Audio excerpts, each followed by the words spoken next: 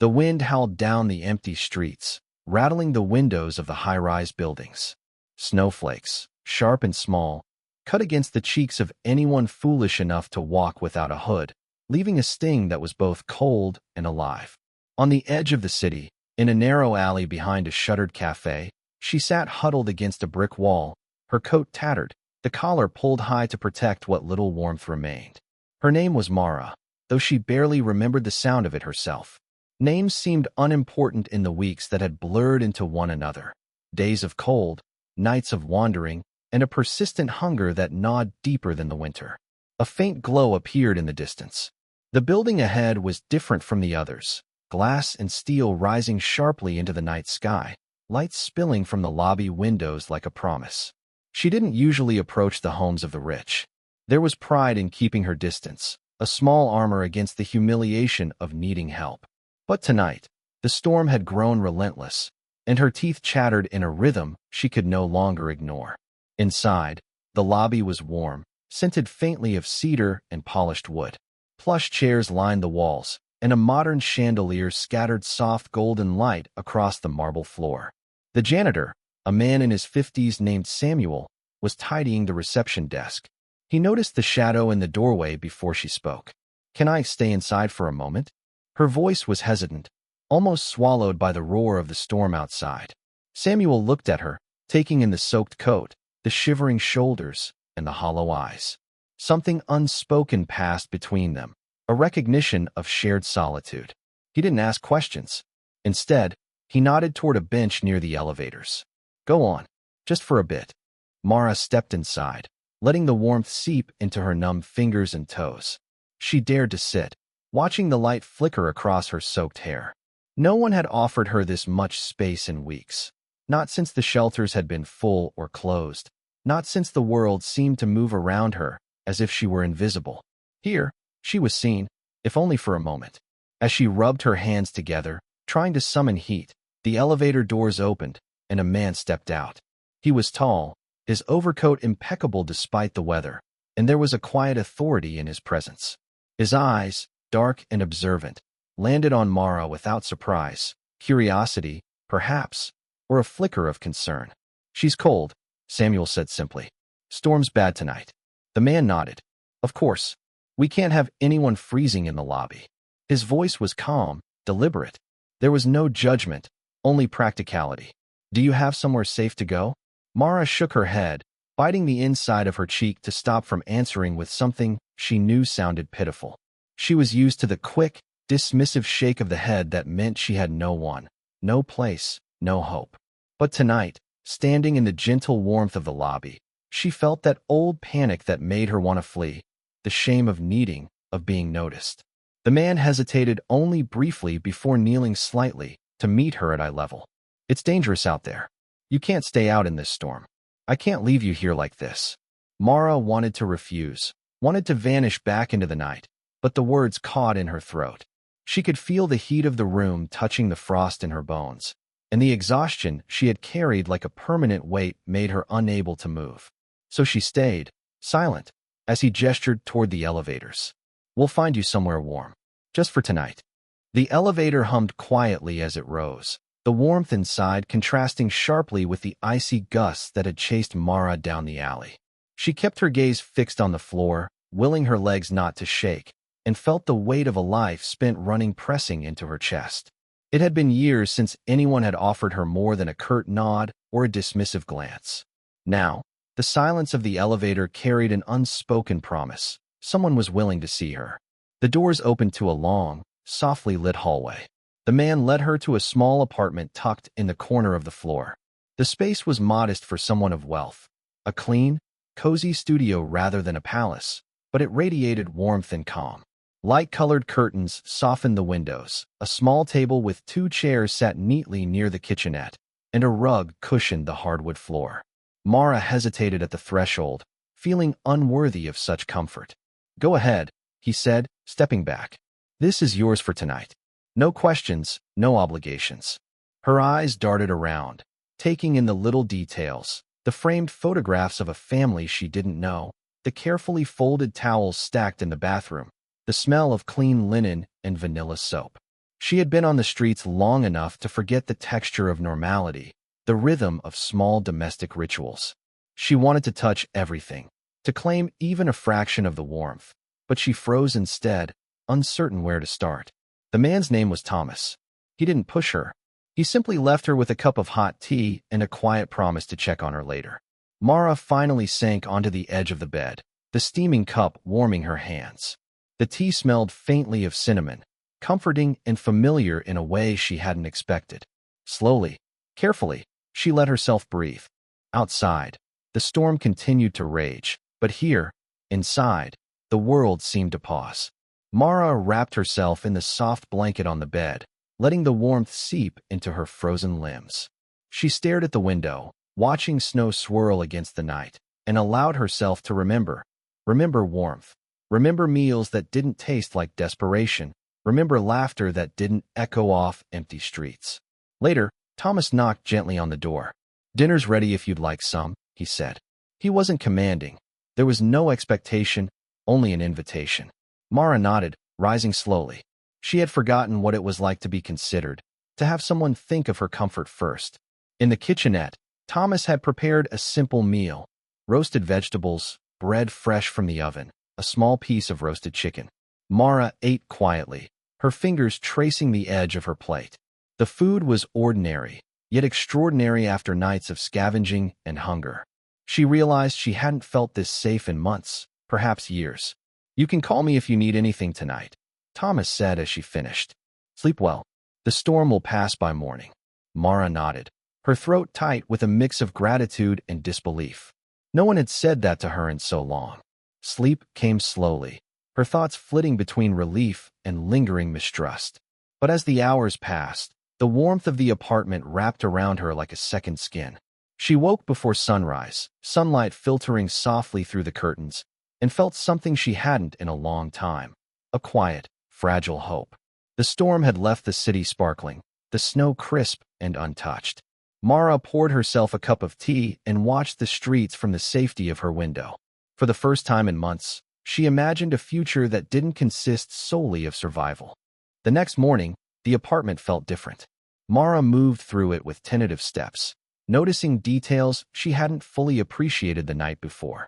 A soft rug cushioned her feet, the sunlight made the wooden floors glow, and the faint aroma of Thomas's coffee still lingered in the air. It was small, ordinary, but ordinary had become miraculous. Thomas appeared in the doorway with a warm smile, holding a mug for himself. "Good morning," he said quietly. He didn't hover, didn't ask too many questions. He simply existed in the space, a steady presence she could observe without pressure. Mara managed a small nod. She felt awkward at first, and used to companionship that didn't carry a hidden agenda, but she also felt a spark of something she hadn't felt in months: belonging. "I made extra breakfast," Thomas said, placing a plate of eggs and toast on the small table. "You don't have to eat if you're not ready." Mara hesitated, then sat down. She picked at the toast first, then the eggs, noticing how the flavors mingled without the constant rush of hunger and fear. Every bite was an unspoken reassurance. "You are safe here." After breakfast, the storm had passed completely, leaving the city glistening in the winter sun. Mara wrapped herself in a heavy coat Thomas had lent her and followed him to the nearby park. Snow crunched under her boots, and her breath formed small clouds in the icy air. They walked in silence, the kind of comfortable silence that doesn't need filling. Mara noticed children sledding on a hill, their laughter piercing the cold. She felt something strange, a tugging in her chest, a longing she hadn't acknowledged, to belong somewhere, to be seen not as a shadow, but as a person. Thomas pointed toward a small pond partially frozen over. "Some people skate here later, when it's fully frozen. It's peaceful this time of day." Mara watched the reflections of bare trees in the icy water. "It's beautiful," she murmured, and Thomas nodded. Back in the apartment, Mara began to feel restless. She had been given shelter, food, warmth, but the streets of her mind still echoed with loneliness. Thomas noticed her pacing and asked softly, "Want to help me clear the snow outside? It's more fun with two." Mara paused, then nodded. The simple act of shoveling snow together felt strangely intimate, a shared purpose that bridged the gap between them. She found herself laughing softly when Thomas flung a small clump of snow at her coat, her fingers brushing against his accidentally as they worked side by side. Later, as they warmed themselves with mugs of hot cocoa, Mara allowed herself to speak. I haven't felt like this in years. Not scared, not invisible. Thomas listened without judgment, nodding. You're allowed to feel safe, he said. And you're allowed to exist here. Mara's throat tightened. No one had said anything like that to her in months, maybe years. The words seemed to settle deep inside, a balm for old wounds she didn't even know were still bleeding. By evening, Mara found herself cleaning up the apartment, not out of obligation, but because she cared. She arranged the cushions just so, wiped down counters, and made the small studio feel like a home. Not hers, not Thomas's alone, but shared. The act of caring, small as it was, filled her with a quiet pride. Thomas watched from the couch, pretending to read a book, but his eyes often drifted to her, noticing her meticulous movements, the way her shoulders relaxed as she moved about the space. That night, as they sat by the window watching the city lights reflect off the remaining snow, Mara felt something settle in her chest. A fragile sense of trust had begun to form, delicate but undeniable. She didn't know what the future held. There were no guarantees, no promises, but for the first time in a long time, she allowed herself to imagine a tomorrow where she wasn't alone, where she mattered, where warmth and human connection weren't fleeting but real. The following morning, the city awoke to a crisp, sparkling winter.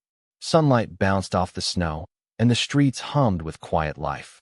Mara woke before Thomas, lingering in bed for a few minutes to listen to the faint creaks and groans of the building settling in the cold. It was a comforting rhythm, a sign that the world kept turning even when she felt like she had stopped. She dressed quietly and went to the small kitchen. Thomas was already there, moving with ease as he brewed coffee. The aroma filled the apartment, mingling with the faint scent of pine from the tiny evergreen he had placed on the counter.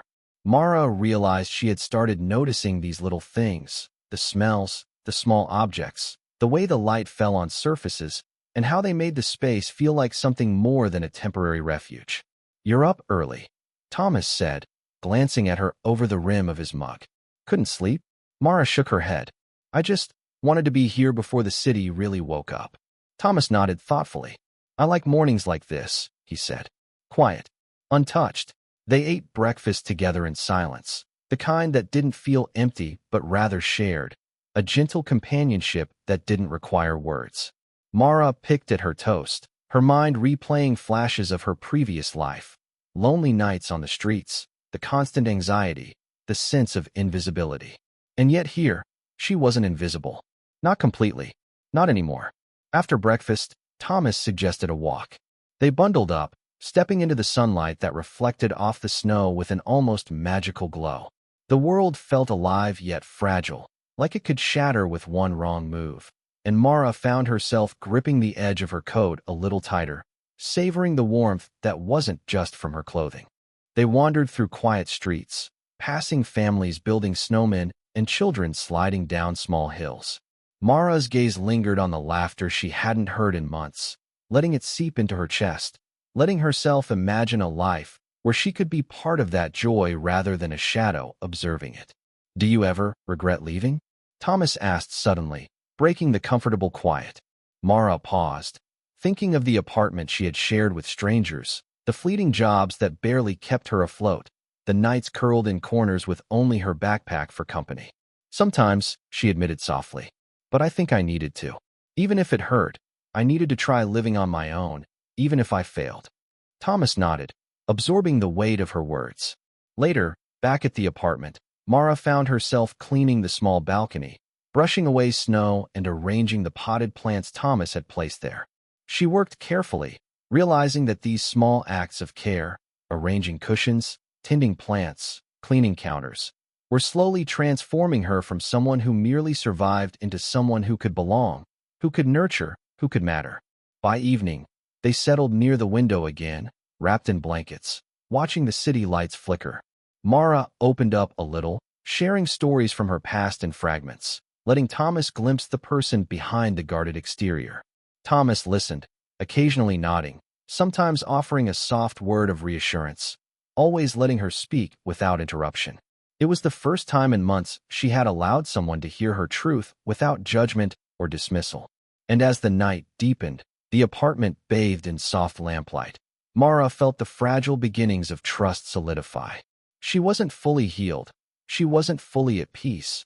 But she was moving toward something, toward warmth, toward connection, toward a life where she could be seen not just as a transient shadow, but as someone who mattered. The next morning, snowflakes drifted lazily outside the window, settling on the balcony and the streets below. Mara awoke to the soft hush that comes after a fresh snowfall, the kind of quiet that makes the world feel untouched and new. She stayed in bed for a moment, listening to the distant sound of footsteps crunching through the snow, and felt a small spark of something she hadn't felt in months: hope. Thomas was already in the kitchen, humming softly to himself as he prepared breakfast. The smell of sizzling eggs and buttered toast drifted down the hall. Mara watched him for a moment, noticing how natural he seemed in his own space, the ease with which he moved, the gentle patience in his gestures. It struck her how much she had missed simple, unhurried domesticity, the rhythm of a quiet morning shared with someone who cared, someone who didn't demand but simply existed alongside her. "Morning," Thomas said without looking up. His voice had that soft, grounding quality, like a hand on her shoulder even when she wasn't touching him. "Coffee." Mara nodded and poured herself a cup, savoring the warmth as it spread through her hands and chest. After breakfast, Thomas suggested they go outside to shovel a small path along the sidewalk. Mara hesitated, brushing snow from her coat, but he handed her a shovel with a gentle smile. "You can't stay inside forever," he said. "And besides, it's more fun together."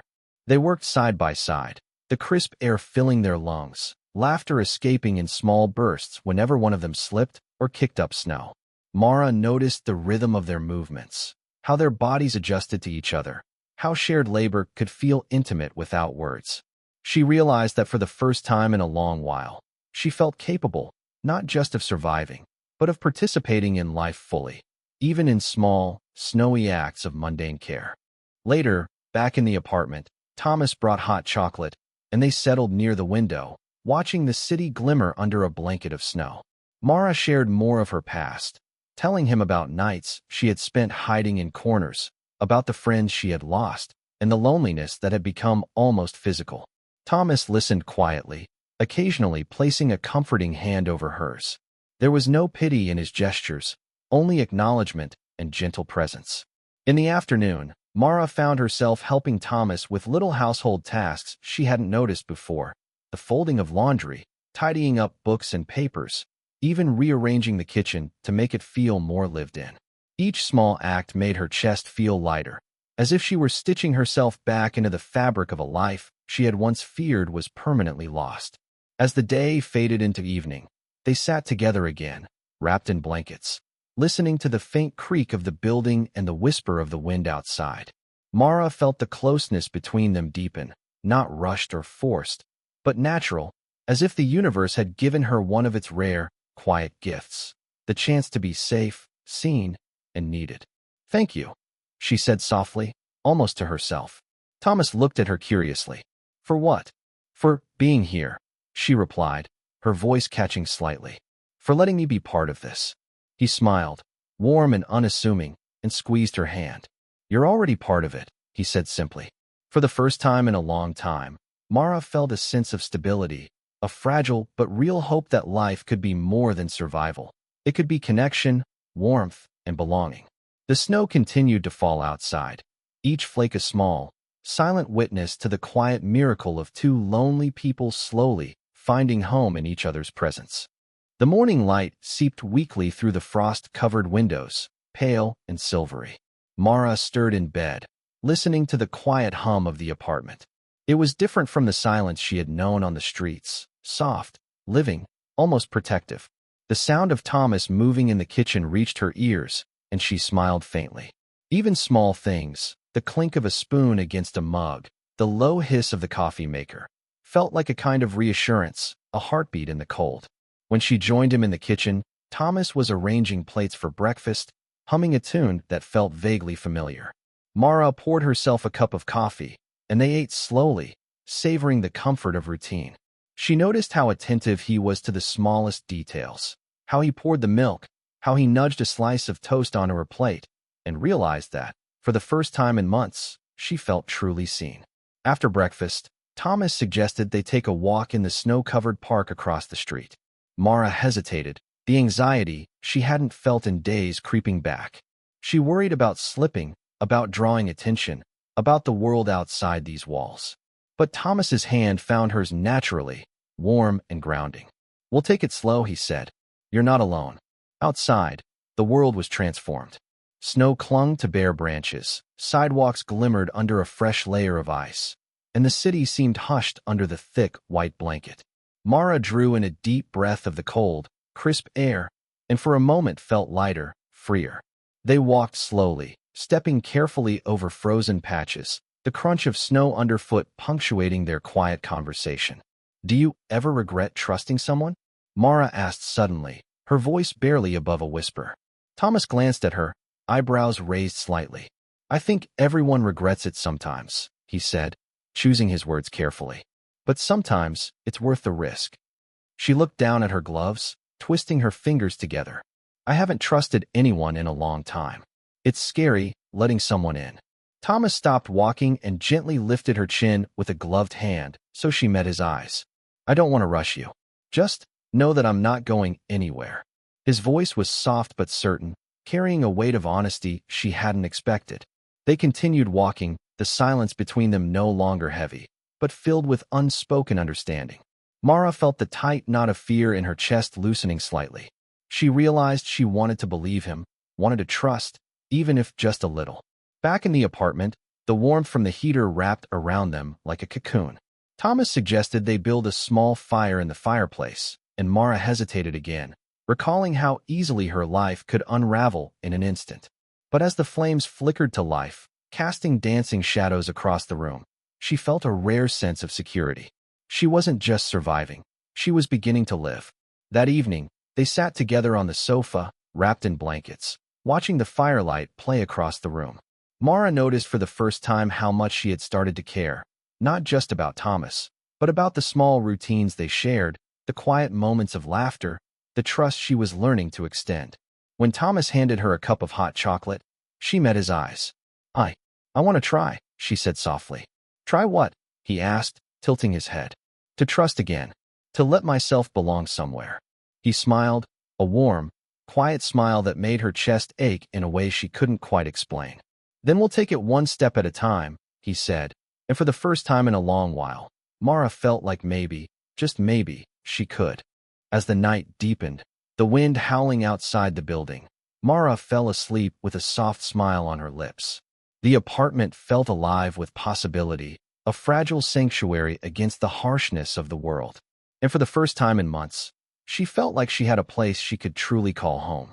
The next morning, Mara awoke to the sharp, icy light filtering through the frosted windows. Her body felt rested, but a small ache lingered in her chest, the kind that comes when you start to care for something you weren't sure you deserved.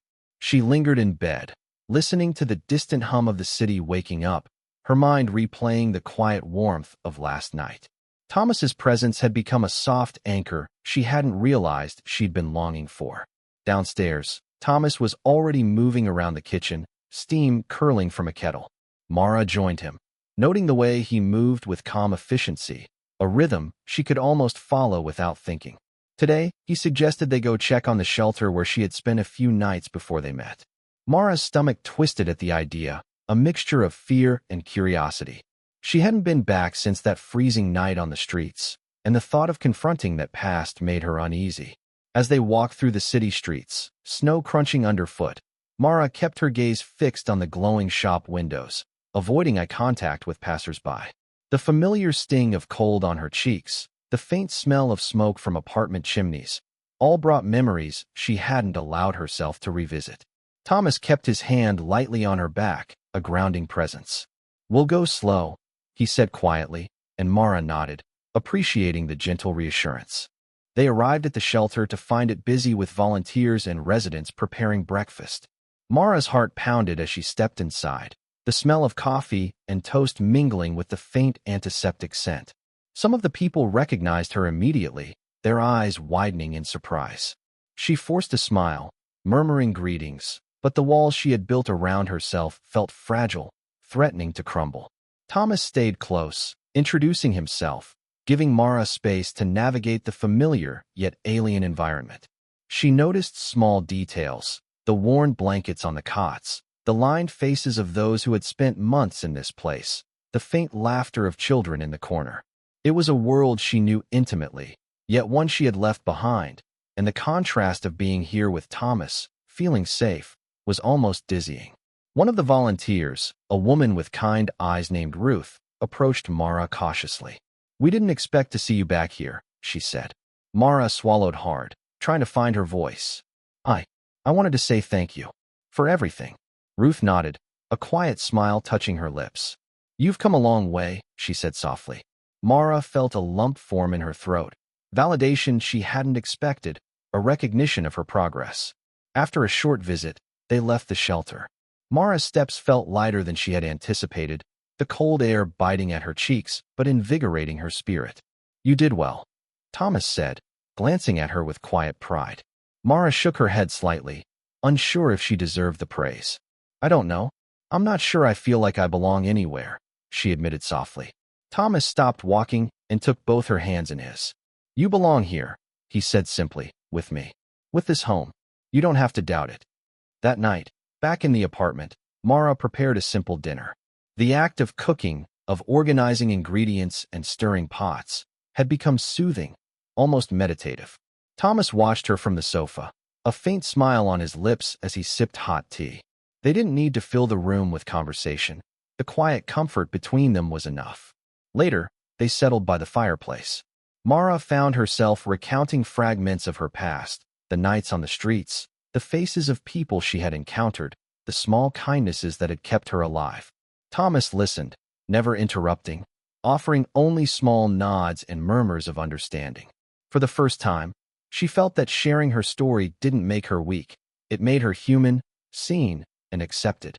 As the fire crackled, Mara leaned back against Thomas, the warmth of the flames and his steady presence wrapping around her. Outside, the city was blanketed in snow, quiet and unyielding, but inside, a fragile peace had taken root.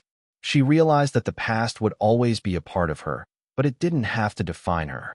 With Thomas, with the home they were building together, she could start to imagine a future with hope, laughter, and the slow, steady reconstruction of trust. And as sleep pulled her under, she held onto that thought like a lifeline. She was no longer alone, and maybe, just maybe, she had finally found a place to belong. The following morning, the city was cloaked in a thick, unrelenting fog, and the weather forecast warned of a coming storm that could last for days. Mara woke to the sound of wind rattling against the windows, a hollow, persistent howl that seemed to seep into every corner of the apartment. She lingered in bed for a moment, listening to the storm's growing intensity, feeling a mixture of apprehension and fascination.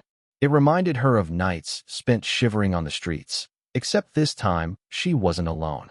Thomas stirred beside her, already awake, his face calm but alert.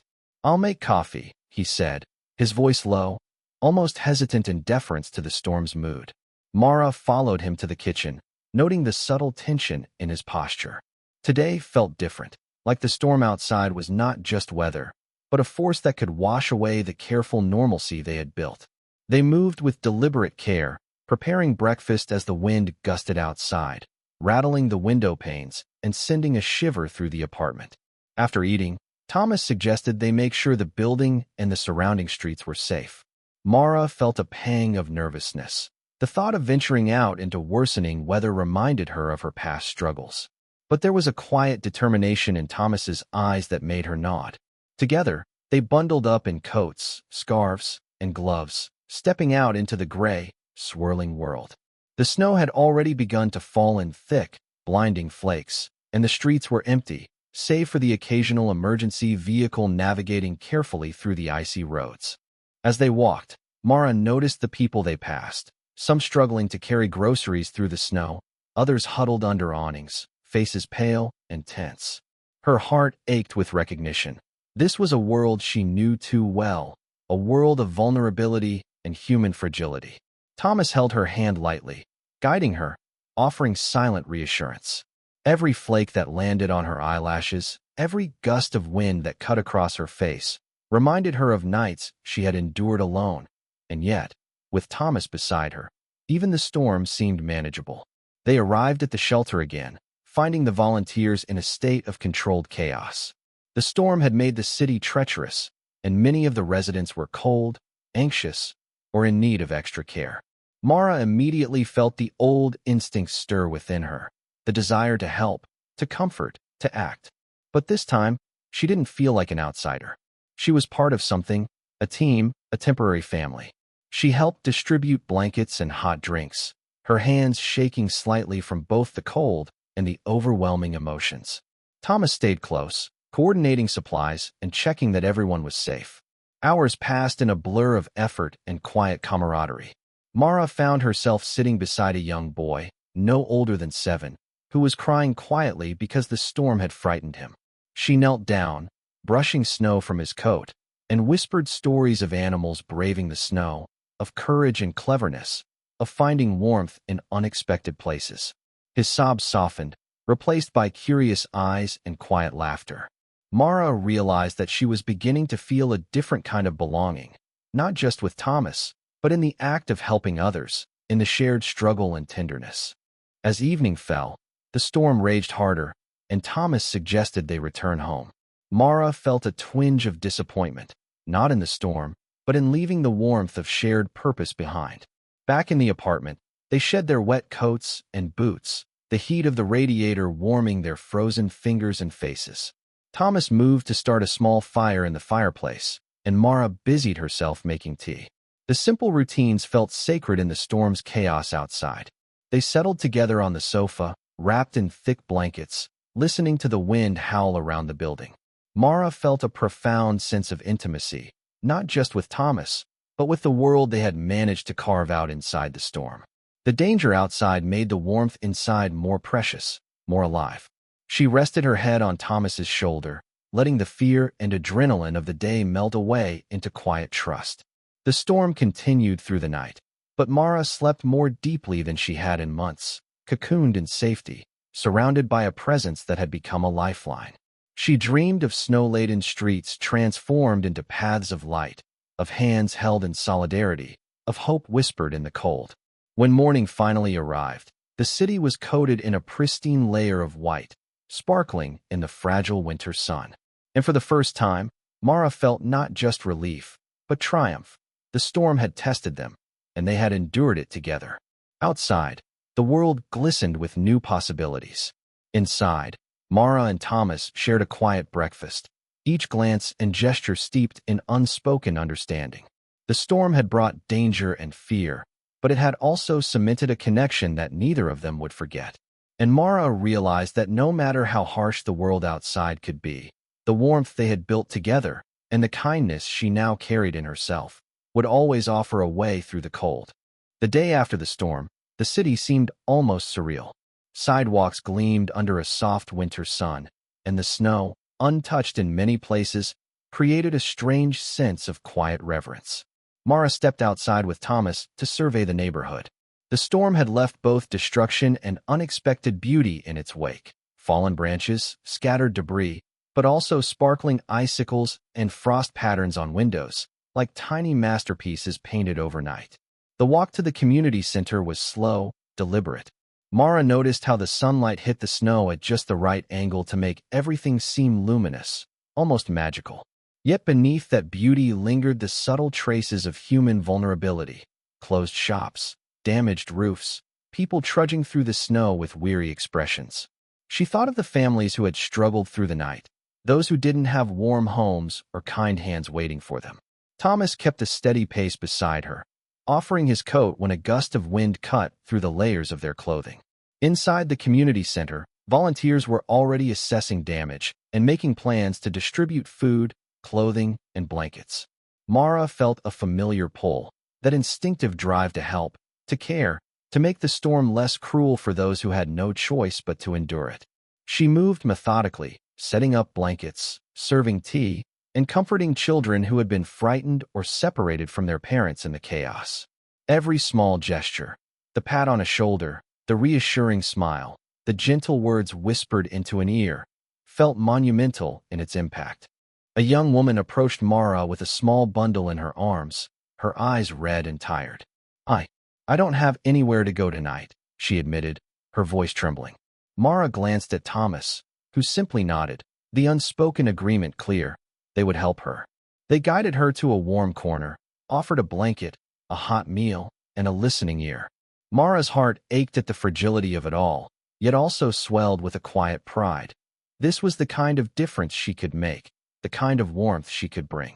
Throughout the day, Mara found herself reflecting on her own journey.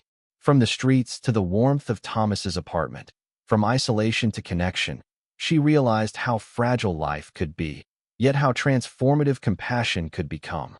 She noticed the subtle ways Thomas moved, checking on everyone, making sure no one was overlooked, offering gentle words even when exhaustion weighed heavily on him.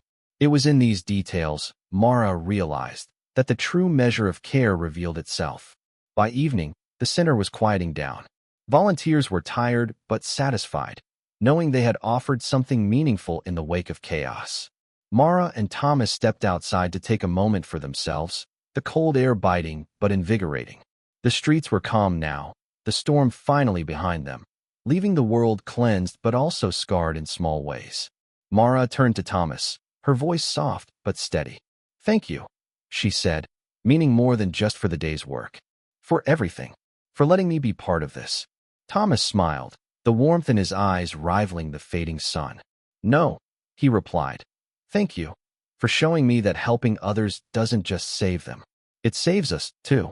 Mara nodded, feeling the truth of his words settle deep in her chest. They walked back slowly, hand in hand, savoring the quiet after the storm. Each step was measured, a meditation on endurance, hope, and shared resilience. Mara realized that life, much like the winter storm, was unpredictable, dangerous, and sometimes cruel, but it also had the power to create unexpected beauty and connection. And with Thomas beside her, she finally felt capable of facing whatever came next. That night, as they sat by the fireplace in the warmth of the apartment, the snow outside forming soft, drifting curtains against the windows, Mara allowed herself to imagine the future, not with fear, but with cautious optimism. She thought of the people they had helped, the children who had laughed despite the cold, and the young woman who had found shelter. And she understood, with a clarity she had never known, that even in the harshest storms, human kindness could carve a path to light. The next morning, the city woke to a clear, crisp day. Snow still blanketed the sidewalks, sparkling in the pale sunlight. Mara awoke to the sound of birds tapping at the frost-covered windows, a fragile promise that life would continue despite the harshness of the storm. She lingered in bed for a moment, feeling the warmth of Thomas's presence beside her, a quiet reassurance that she was no longer navigating the world alone. Downstairs, Thomas was already making coffee. The rich aroma filled the small kitchen, mingling with the faint scent of melting snow seeping through the door. Mara wrapped herself in a thick cardigan and joined him, drawn to the familiar rhythm of morning that felt both ordinary and sacred. They spoke little at first, letting the silence hold them comfortably, broken only by the soft clinking of mugs and the distant sound of children's laughter echoing from nearby streets. After breakfast, they decided to revisit the neighborhood to check on families who had been hardest hit by the storm. Mara noticed how different the streets felt in daylight. The damage was visible now, but so was the resilience. Neighbors worked together to clear paths, share supplies, and offer support. Mara found herself moved by the quiet heroism in these small acts, each one a testament to human endurance. She and Thomas lent hands where they could, offering warm blankets, extra food, and even a little laughter to soften the harshness. Around mid-afternoon, they reached a small apartment complex at the edge of the neighborhood. A man in his 60s had been stranded, unable to leave due to the icy conditions. His small apartment had no heat, and he shivered as he tried to bundle himself in old blankets.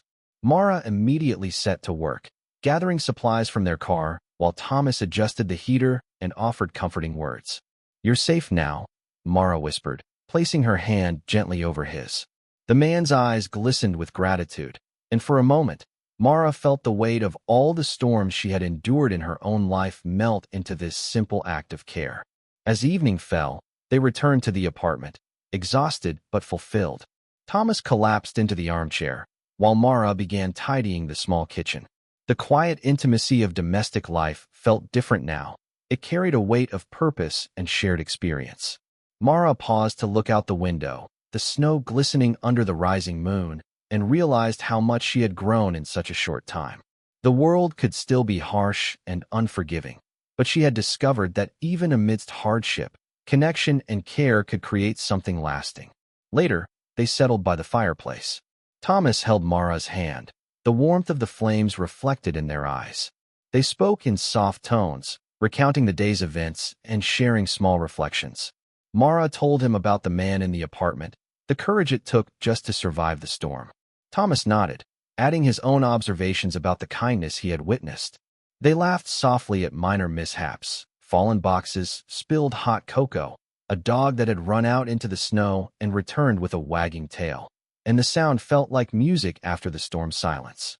Before bed, Mara wrote in her journal. She recorded not only the events but also her emotions, the fear, the relief, the small joys, and the quiet moments of triumph. She paused at one page, staring at the words she had written. Even in the coldest storms, warmth exists. And sometimes, it's people who carry it. She closed the journal and looked at Thomas sleeping peacefully beside her, thinking how rare it was to feel this level of safety, of belonging, of hope. As the night deepened, Mara understood something fundamental. Life would continue to be unpredictable, harsh, and often lonely. But she had found a place where she was needed, where her actions had real meaning, and where love, gentle, patient, and unwavering, had begun to seep back into her heart. Tomorrow, they would wake to another day of snow, another day of helping, another day of being present. But tonight, in the quiet warmth of the apartment and the soft crackle of the fire, Mara allowed herself to simply be. The storm had passed, leaving traces of hardship, yes, but it had also created paths for connection, for trust, for healing. And for Mara, Thomas, and the people they had touched, life felt just a little brighter, a little softer, a little more possible. The morning after the storm, sunlight spilled through the frost-coated windows, illuminating Mara's quiet smile. She moved through the apartment with a calm sense of purpose, carrying warm mugs of coffee to the small table where Thomas was already unpacking supplies for another day of neighborhood outreach.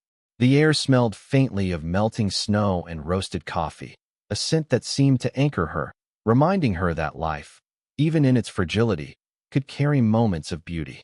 They dressed warmly and stepped outside, the city streets glittering under the remnants of frost. Ice still clung to the branches, catching the light like crystals, and the air was sharp but invigorating.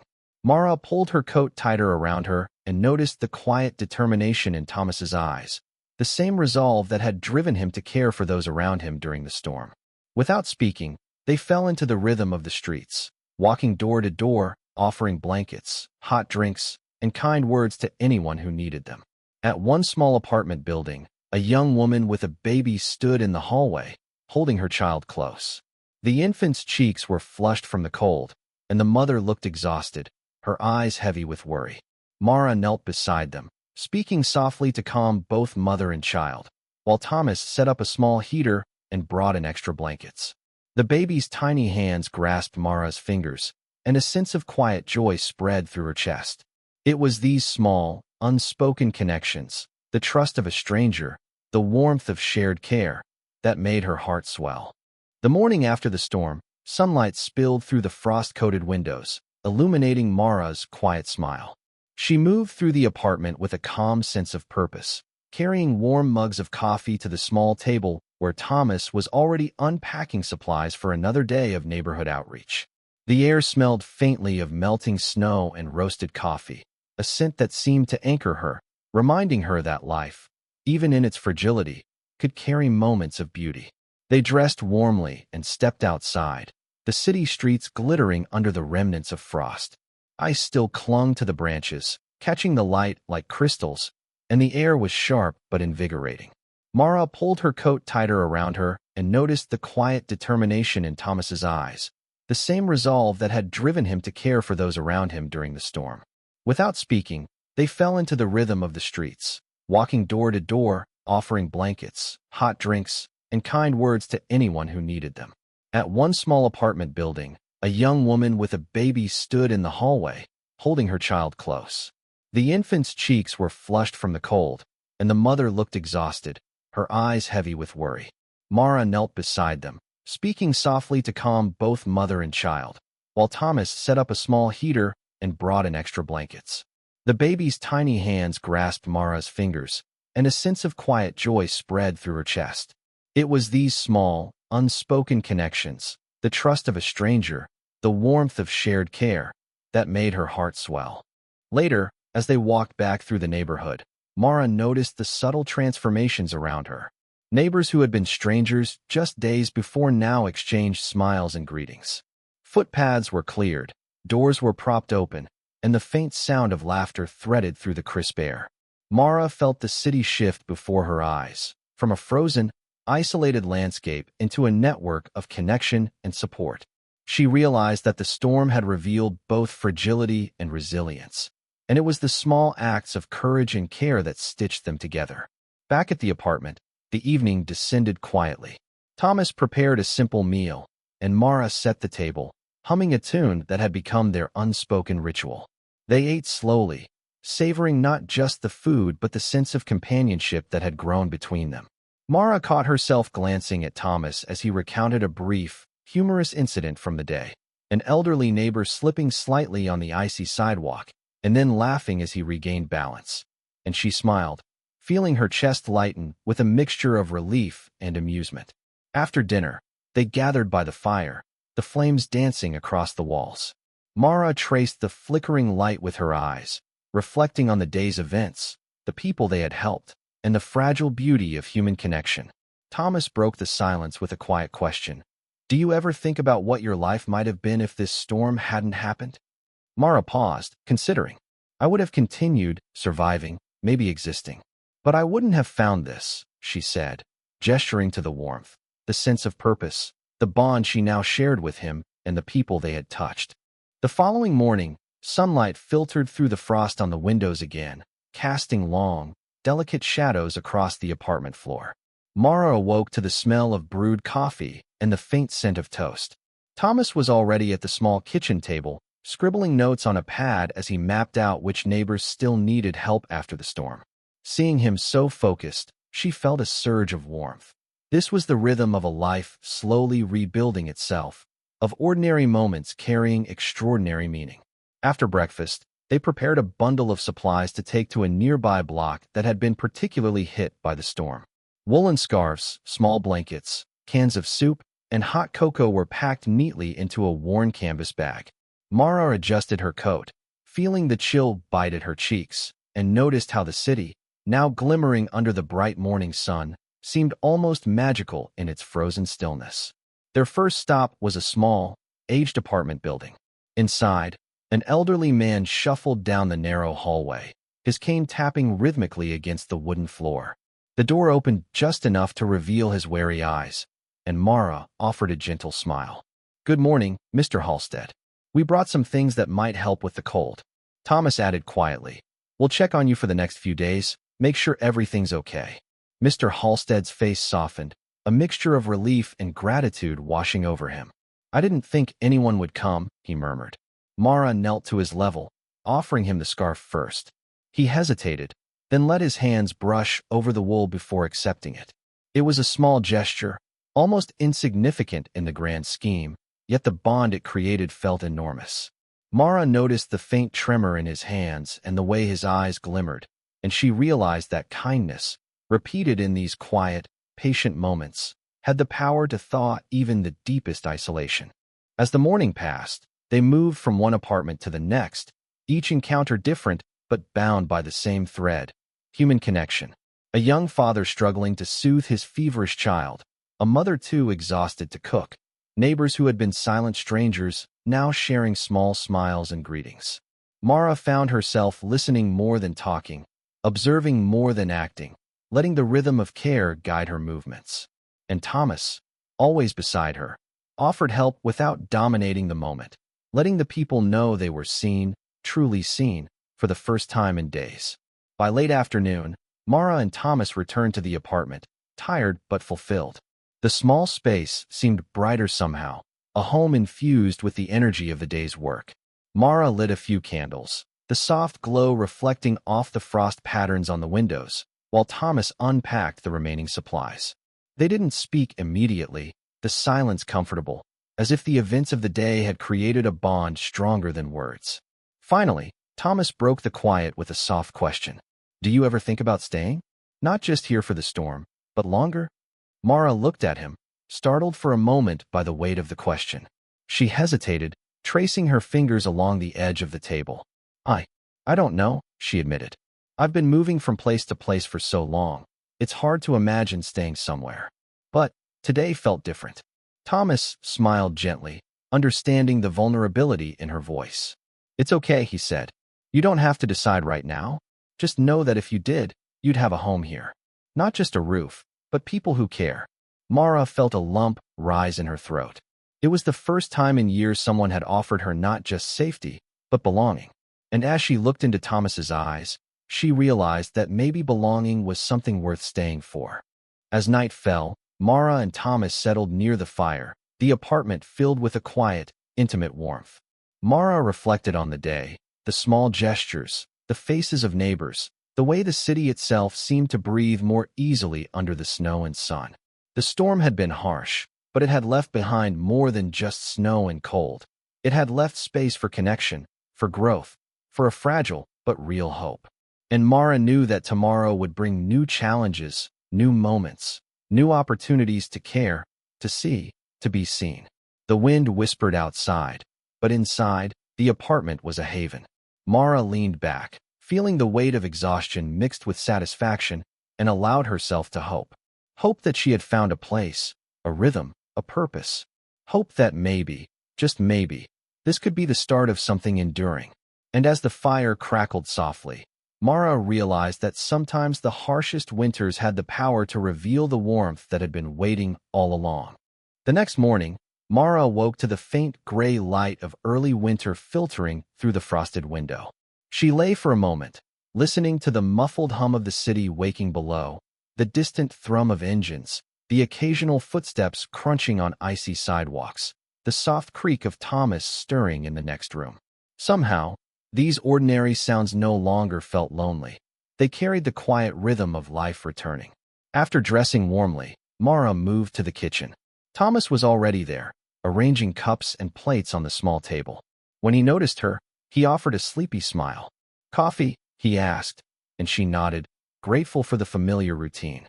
The small gestures of care, pouring milk just right, stirring sugar with gentle precision, had become comforting rituals, a language of connection that needed no words.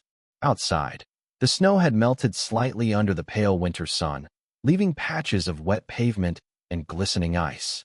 They decided to continue checking on neighbors, but Mara suggested a detour through the park. "It's been years since I've really walked in the park," she admitted. Thomas nodded, falling into step beside her. "There's something about fresh air and quiet that reminds us we're still alive," he said softly. Mara smiled at the observation, feeling the truth of it resonate. The park was almost deserted, save for a few determined joggers and a man trying to coax his shivering dog to stay upright on the slick paths. Mara inhaled deeply, the crisp air filling her lungs, and felt the tension in her shoulders ease. Thomas handed her a thermos of hot cocoa. "For the cold," he said, smiling. Mara sipped slowly, savoring the warmth spreading through her chest. As they walked, they spotted a small figure huddled on a bench, wrapped in a tattered blanket. A child, no more than 8, shivering and alone, eyes wide and fearful. Mara froze for a moment, her heart tightening.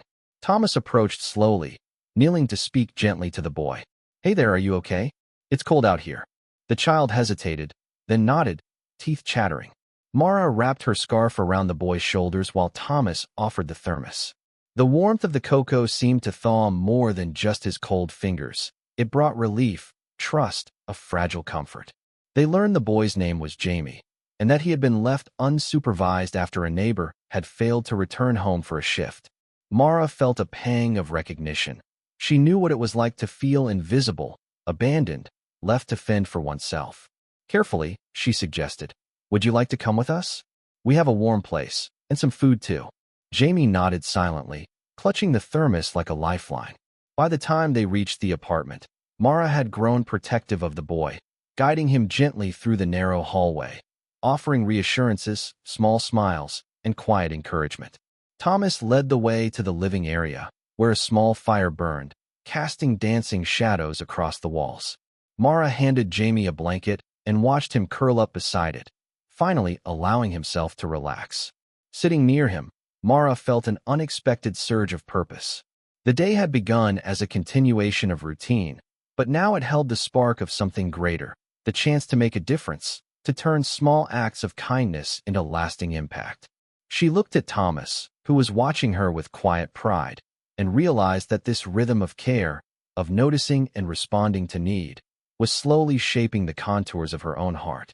As the afternoon light softened, Mara and Thomas prepared a small meal, with Jamie helping where he could. Laughter slowly began to fill the apartment, hesitant at first, then more freely, like a melody that had been waiting for an audience.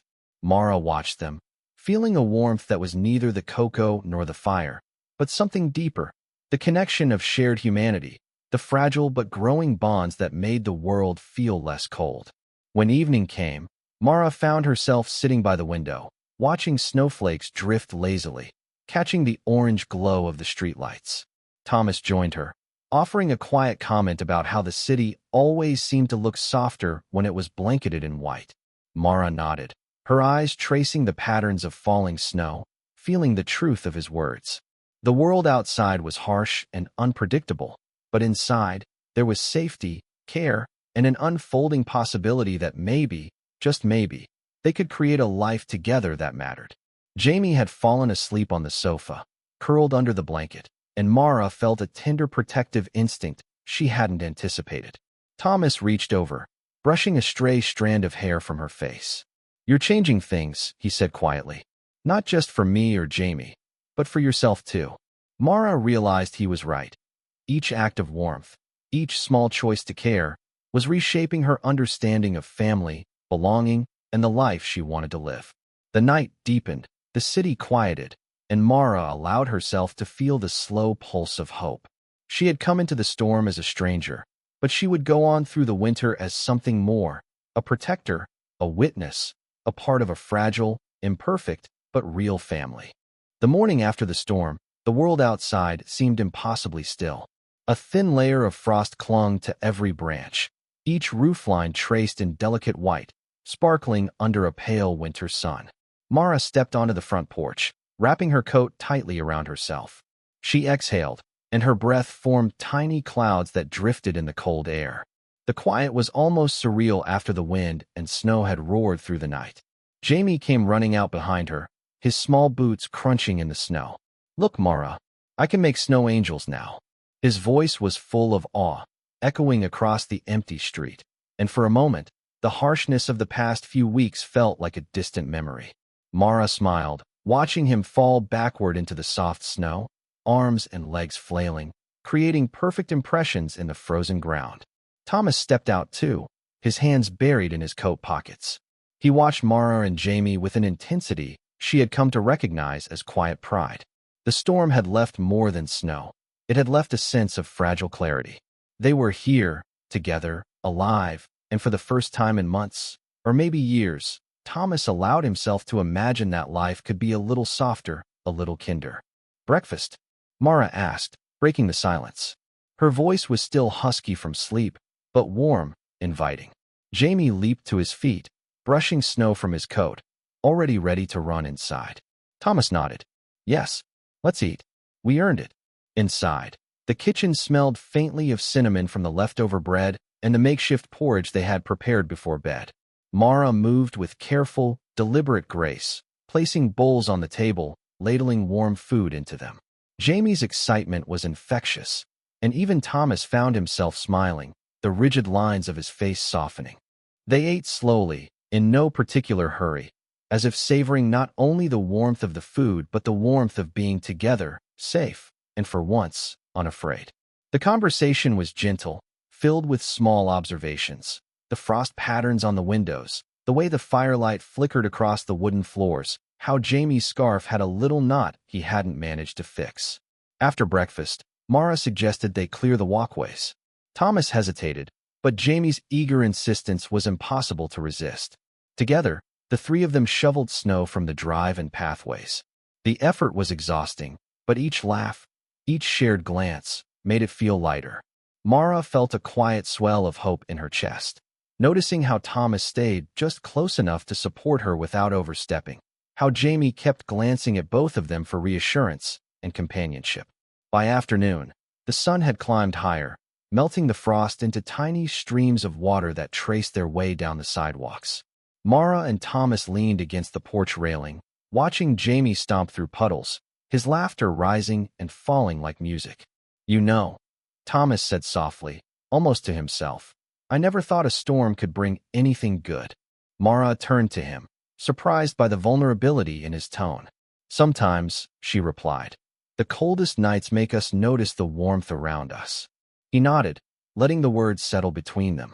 As evening fell, Mara built a small fire in the living room fireplace.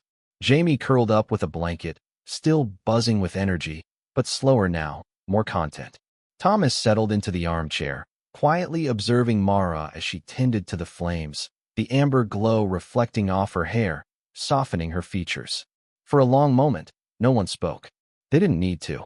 The silence itself was comfortable, intimate, a gentle reassurance that life, however uncertain, could still hold beauty. Before bed, Mara tucked Jamie in, smoothing the strands of hair from his forehead. "Good night, little explorer," she whispered. Jamie yawned, hugging his blanket, already half asleep. "Good night," he murmured. "Thanks for everything." Mara's heart tightened. She realized that these small, ordinary acts had grown into something profound. They had built a sanctuary here, in the cold, in the aftermath of hardship. Thomas lingered at the doorway, watching the two of them. There was a weight he had carried for years: loss, regret, solitude. And now, somehow, it felt lighter. Mara noticed him, and for the first time, they exchanged a look that needed no words. Something unspoken passed between them: acknowledgement, gratitude, possibility. The following days unfolded with gentle rhythm. Each morning brought small rituals: Mara preparing breakfast, Thomas tending to the fire, Jamie running outside to greet the day. They ventured into the town, bringing food and supplies to neighbors, helping those who hadn't recovered from the storm. Each interaction reminded them that connection could be built slowly, tenderly, through empathy and shared effort. One evening, after returning from the local market, they found themselves on the porch, watching the horizon streaked with violet and gold. Thomas handed Mara a cup of tea. "To new beginnings," he said softly. Mara smiled, feeling a rare, fragile peace. "To warmth," she replied. Jamie leaned against their legs, already dozing, his presence a quiet anchor. It was a simple life, yet monumental in its significance. They had weathered storms, both literal and metaphorical, and emerged with something that had once seemed impossible: trust, care, and the unspoken promise of family. In the deep quiet of that night, as the stars emerged above the snowy rooftops, Mara allowed herself to imagine a future where laughter was abundant, fear was scarce, and the small, ordinary moments were cherished as extraordinary. Thomas, watching her silhouette against the glow of the firelight, felt the same stirring of hope. Jamie, curled up between them, dreamed blissfully unaware of the trials they had endured. And for the first time in a long time, the world outside seemed vast, alive, and filled with possibility.